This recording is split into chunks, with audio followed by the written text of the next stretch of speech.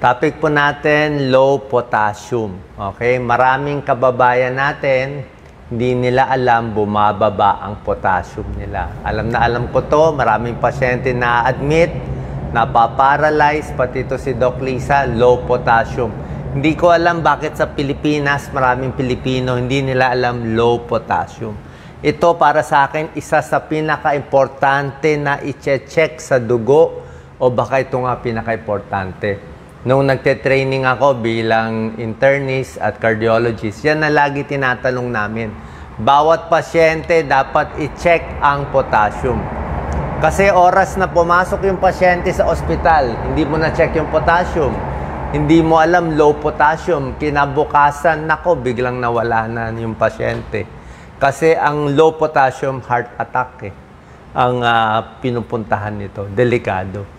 Sa umpisa, ganyan lang muna yan. Pamanhid-manhid. Mamaya, bibigay ko yung mga senyales. Tapos, babagsak na yung blood pressure. Ang pagkain na mataas sa potassium, tuturo ko mamaya, mga potassium-rich foods, maganda sa katawan. Parang naglalaban yung dalawa sodium at potassium.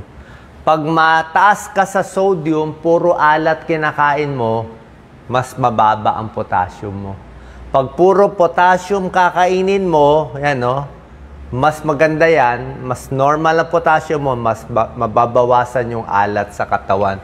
So, mas gugustuhin natin ang potassium-rich foods kaysa sa alat na sodium na gusto ng kababayan natin. Baka yun din sa dahilan, masyado tayong maalat kumain. Maraming benefits ang potassium bago ko bigay yung mga sintomas mamaya.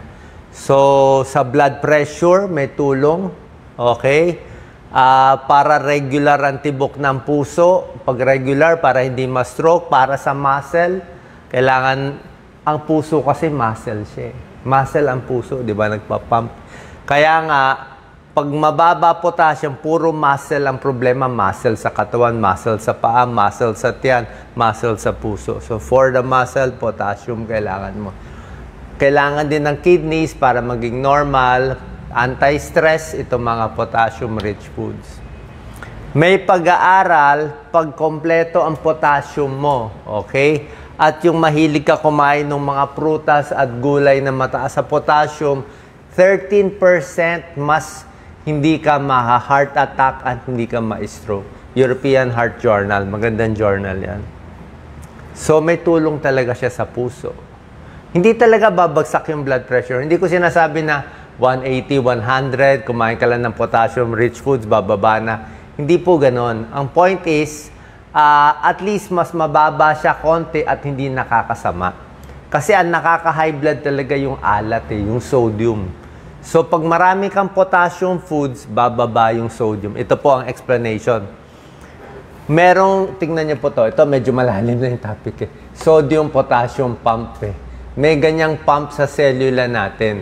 So, pag pumasok ang sodium, lalabas yung potassium. Pag pumasok yung potassium, lalabas yung sodium. Ganon po. So, pag marami kang potassium na kakainin, mas malalabas ang sodium.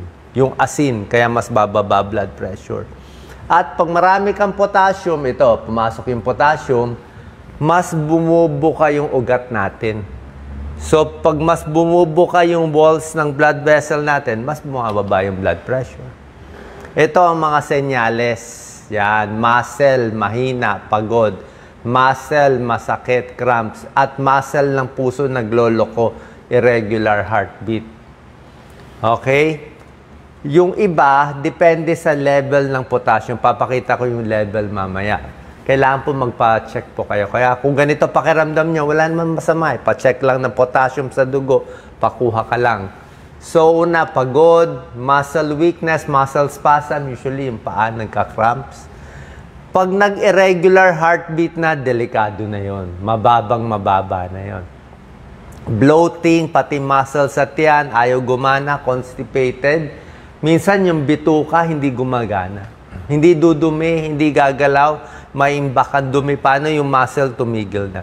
Namamanhid, paralysis, yung mababang... Kayo po mag-comment, sigurado ako, makaka-comment kayo para makita ng ibang kababayan natin na ospital na kayo, di ba? mababa potassium nyo, hypokalemic periodic paralysis. Pagdating sa ospital, hindi na magalaw, paralyzed na yung kalahating katawan.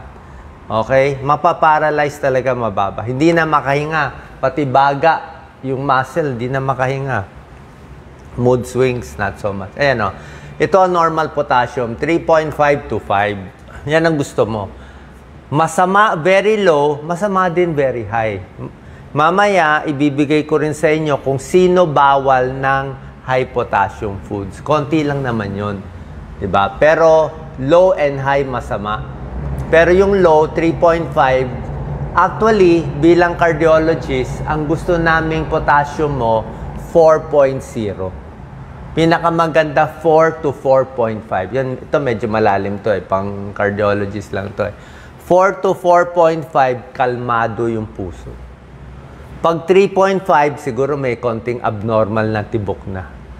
Pag 3 to 3.5, like ito si Doc Lisa, nandala namin dati sa emergency room, 3.2 siya 3.2 potassium niya, kaya lang pati CBC niya mababa din, anemic So, anemic siya noon, mababa pa yung potassium, nakakain pa ng betchin, nagpalpitate talaga, nagbilis yung heartbeat, nag-140. So, 3.2, pwedeng may sintomas na. Pero pag 2.5 na, nako, delikado na to. 2.3, ileus, hindi nagagalaw ang tiyan. Pag nandito ka na sa 2.5, delikado, parang ICU na to Muscle cramps, paralyzed paa, paralyzed hita, paralyzed tiyan, pati hanggang di na makakahinga, hihinto na yung puso at magka-cardiac arrest. Delikado po. May namamatay dyan. Kaya minsan, magulo sintomas ng pasyente kung ano-ano chinecheck natin sa ulo, sa blood sugar, low potassium lang pala. Yan ang pinaka-mortal sin ng doktor.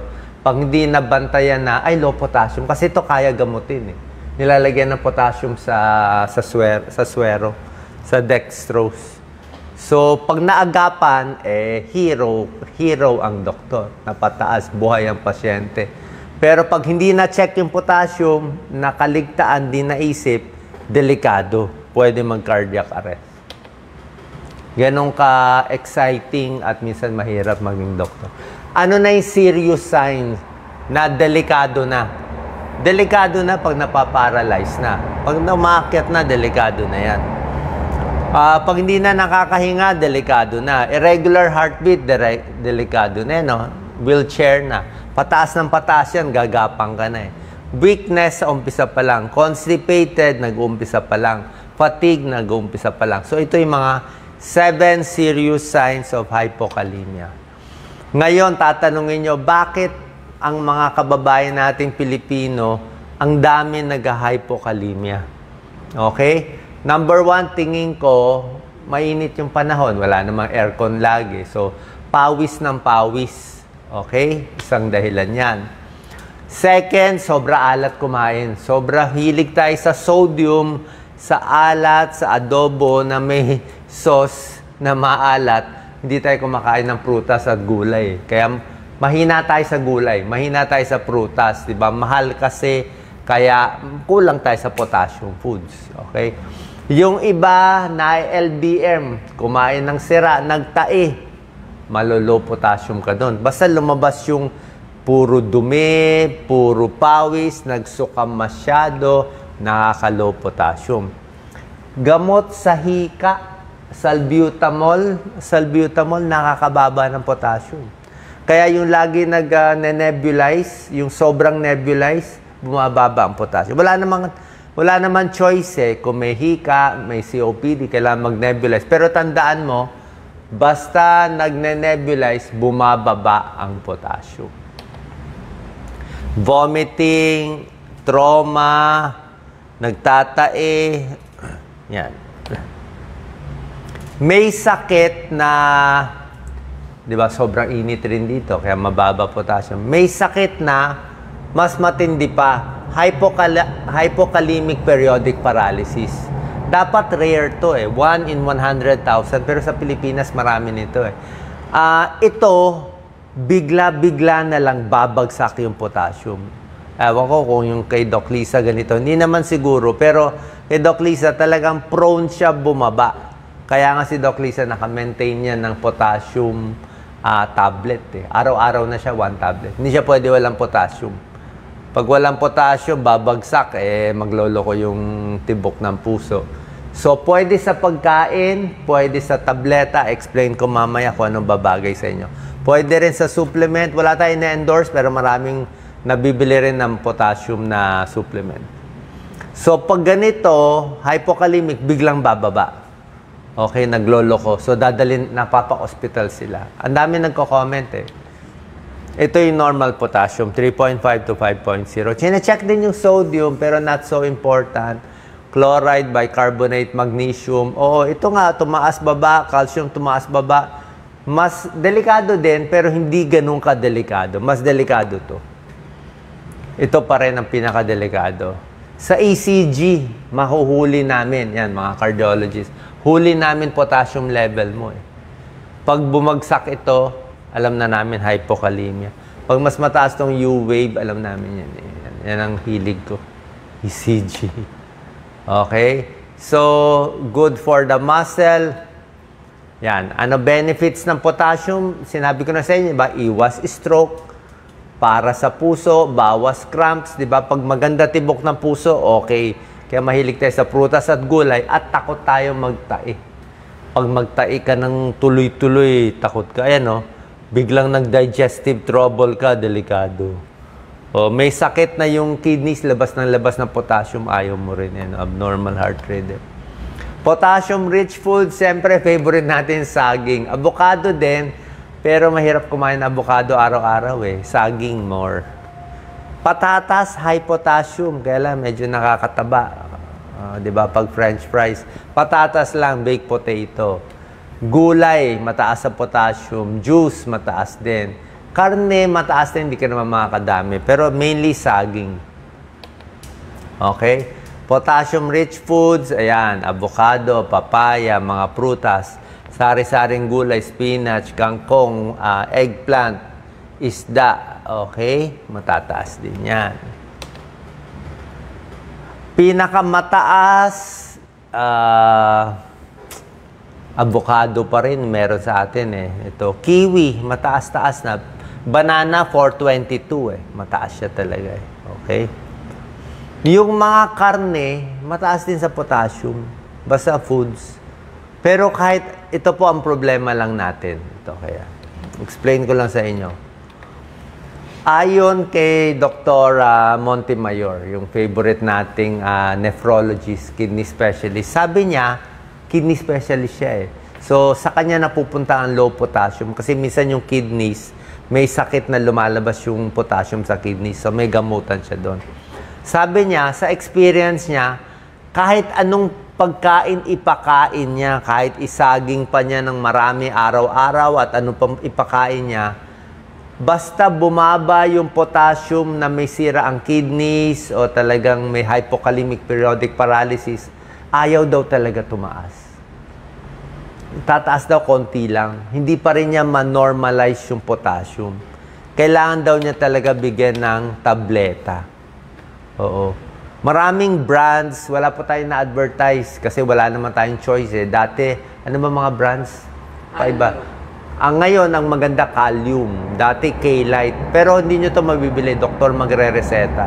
Si Doc Lisa sa K-Lite, sumasakit ang tiyan. Yan, no? Potassium supplement, side effect, abdominal pain yan. Mahapdi yan tiyan. Sa Kalium, di humahapdi tiyan niya. Siya mga once a day, yung iba twice a day habang inata. After meals. Walang choice, pampabuhay. Pero hindi nyo mabibili. Ang doktor magre-reseta. Ngayon, maraming online binibenta sa health store ng potassium supplement.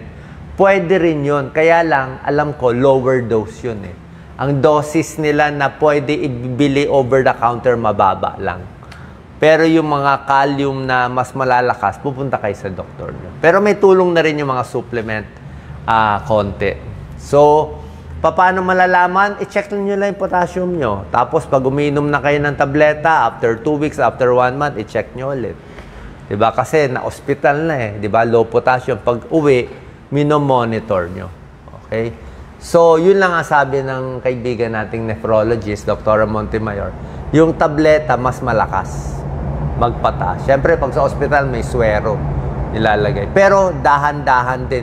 Hindi rin pwede masobrahan. Kasi sinabi ko, low potassium and high potassium pareho masama. Lastly, sino ang bawal? Okay? Sino bawal nung mga pinakita kong potassium supplement at yung mga isa lang naman ang bawal eh. Ang bawal doon, yung kidney failure. Pag yung kidneys mo, di ba, kidneys naman naglalabas ng mga potassium natin, siya nagre-regulate. Pag dialysis na, pag kidney failure na, yung malalang stage na, yung late stage na medyo hindi na umiihi, mataas ng creatinine, bukod sa creatinine, chinecheck na rin yung potassium. So, pag stage 3, stage 4, sabihin, matindi na yung kidney failure, hindi na rin nalalabas yung potassium. So, pag gano'n na, bawal ka na ng high potassium foods. Low potassium ka na. Kaya dapat, pag check ng potassium, check din yung creatinine, dapat normal. Ayan, no? Kasi pag mataas na creatinine, mataas na potassium, bawal na ang protina, konti na lang, pati potassium, konti na lang. Yung mga nagdadialysis, depende. Usually, nililimit pa rin yung potassium kasi minsan yung makina ng dialysis, hindi rin naman niya matanggal lahat eh. Hindi pa rin niya magaya yung normal kidneys na kailangan natin maraming potassium. So, yan. Yung mga taong may high blood na umiinom ng ACE inhibitor or angiotensin receptor blocker, yung mga may high blood, nabigyan ka ng enalapril, captopril, lisinopril, o nabigyan ka ng losartan, valsartan, candesartan, itong dalawang gamot, nakakataas ng potassium konti. Okay? So, wala namang masama. Actually, maganda nga to, nakakataas eh. Pero the point is, kung nakakataas na to, babantayan mo lang na wala ka lang kidney failure din o yung pagkain mo rin ng potassium-rich foods. Para sa akin kasi basta okay ang kidneys mo, basta normal ang kidneys mo, kahit umiinom ka nito, maganda nga, nakakataas na nga automatically. Pero alerto lang tayo. Alam lang natin na itong dalawang gamot, maganda, nakakataas konti. So ayaw rin natin ma-overshoot na high. Pero ayaw mo rin yung low, di ba?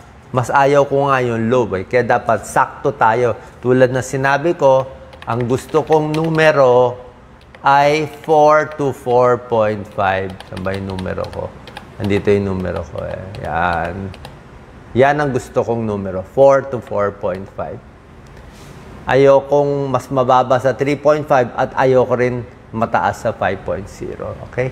Pa-check po tayo sa nephrologist kung may problema sa potassium.